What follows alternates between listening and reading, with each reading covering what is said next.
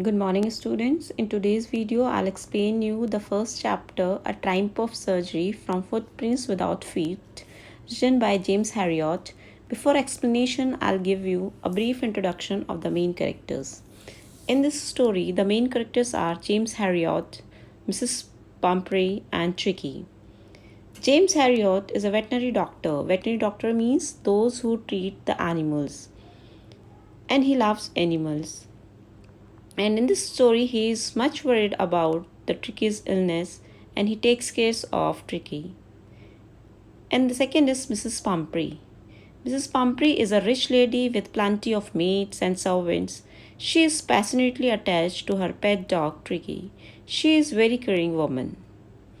And the next is Tricky.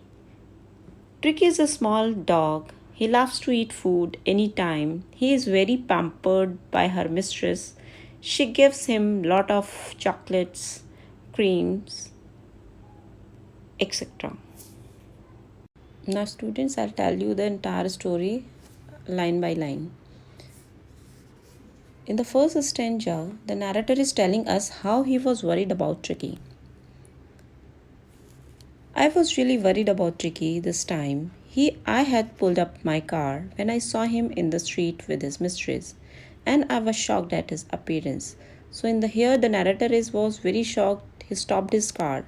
Pulled up means stopped his car and saw the Tricky along with his mistress. Mistress means the owner of the dog, and he was shocked at his appearance. He had become ugly fat. Why was he shocked his appearance? Because the Tricky has become hugely fat, like a bloated sausage. Bloated means swollen. Sausage means finely minced meat stuffed into a long cylindrical case, with a lac at each corner. His eyes bloodshot and rheumy, and his eyes were red and watery, straight ahead, and his tongue lolled from his jaws. And he was looking straight, there was no expression in his eyes, and his tongue was drooping or hanging from his jaws. Mrs. Pumphrey hastened to explain. He was so listless, Mr. Herriot. He seems to have no energy. I thought he must be suffering from malnutrition. So I have been giving him some little extras between meals to build him up. Some malt, cod liver oil, and a bowl of Horlicks at night to make him sleep. Nothing much really.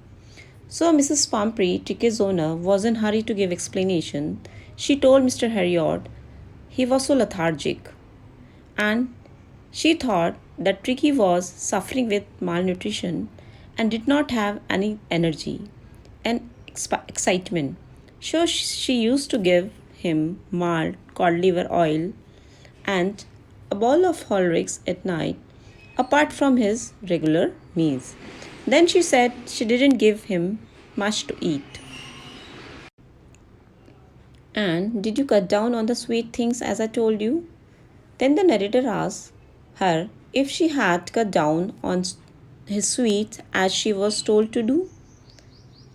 Oh, I did for a bit, but he seems to be so weak I had to relent. He does love cream, cakes and chocolates, so I can't bear to refuse him.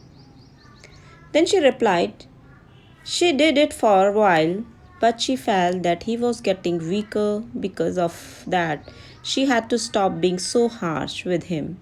In addition to this, she said that she was unable to refuse him cakes, chocolate, as those were his favorite things.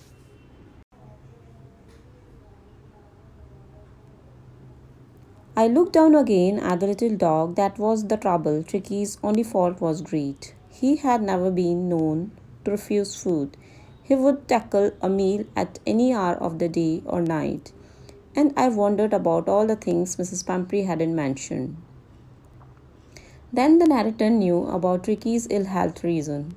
Tricky was very greedy dog and could eat any time of the day. The narrator also thought of himself, of all the things that Mrs. Pumphrey would have not mentioned which she fed Tricky. Are you giving him plenty of exercise?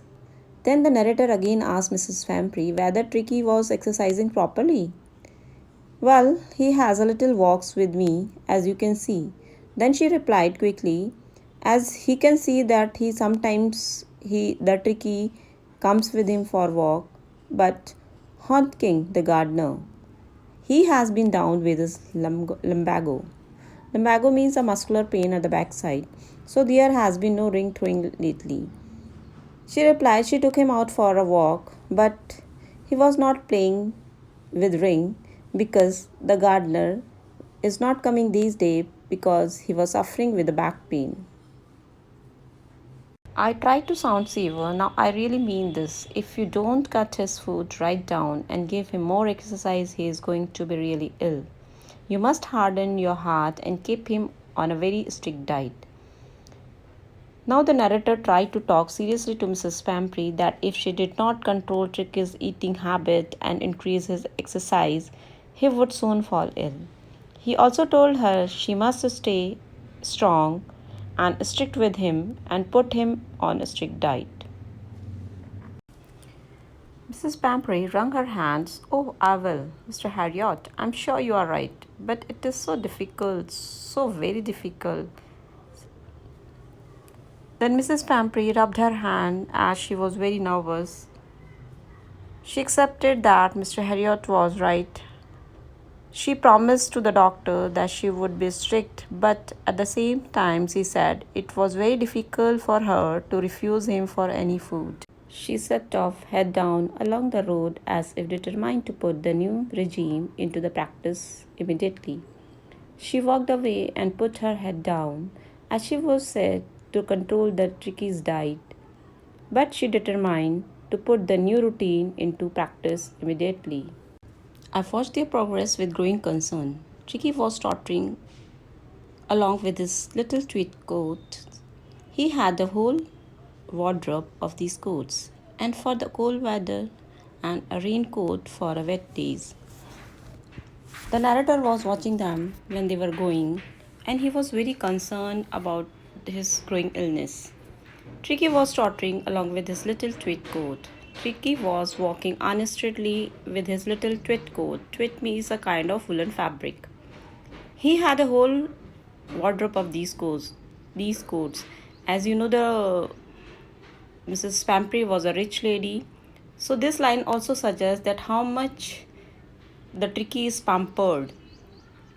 He had a different kinds of coats for cold weather, different coat, and raincoat for wet days.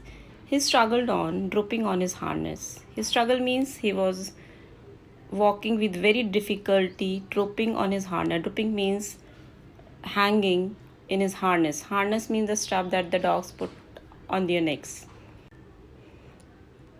I thought it wouldn't be long before I heard from Mrs. Pampry, and the narrator knew that soon he would receiving a call from Mrs. Pampry.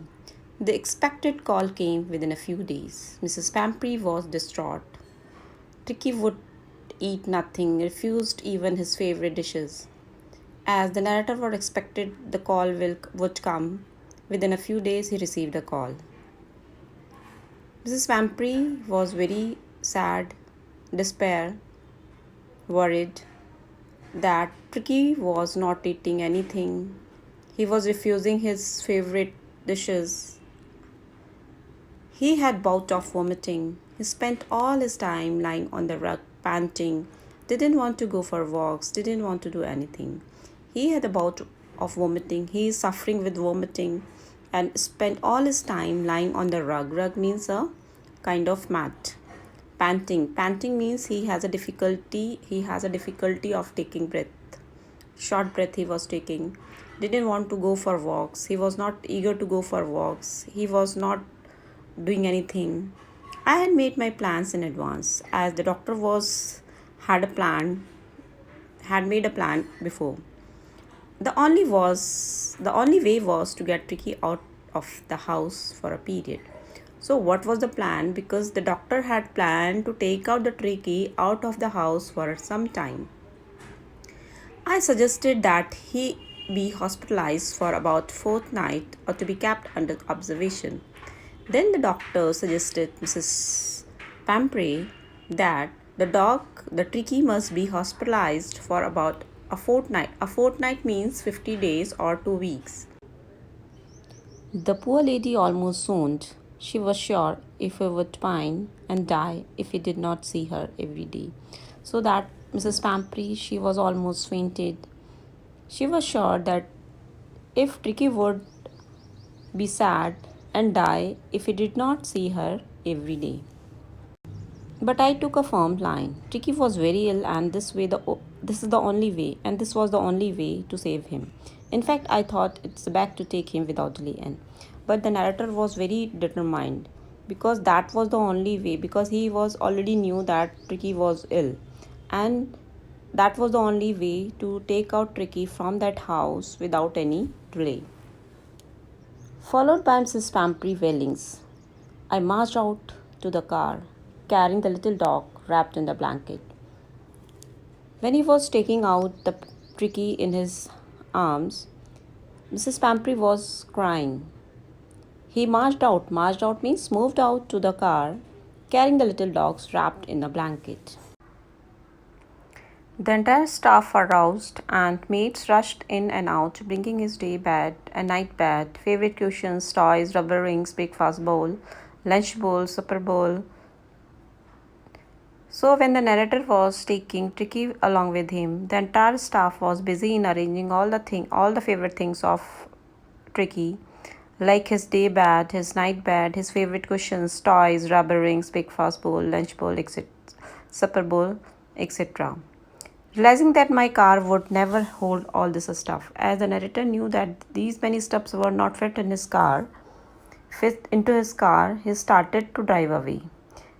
As I moved off, Mrs. Pampry, with a despairing cry, threw an armful of little coats through the window. When he started to drive away and he moved off, Mrs. Pampry became hopeless. He became hopeless and he threw an armful of little coats of Tricky through the windows. I looked in the mirror before I turned the corner of the drive. Everybody was in tears. Out on the road, I glanced down at the pathetic little animal gasping on the seat by my side. I patted the head, and Tricky made a brave effort to wag his tail. When the narrator was moving on the road, he looked at the pathetic little dog, breathing with difficulty. Gasping means breathing with difficulty. At the seat beside him, he patted him gently. To response him, Tricky wagged his tail.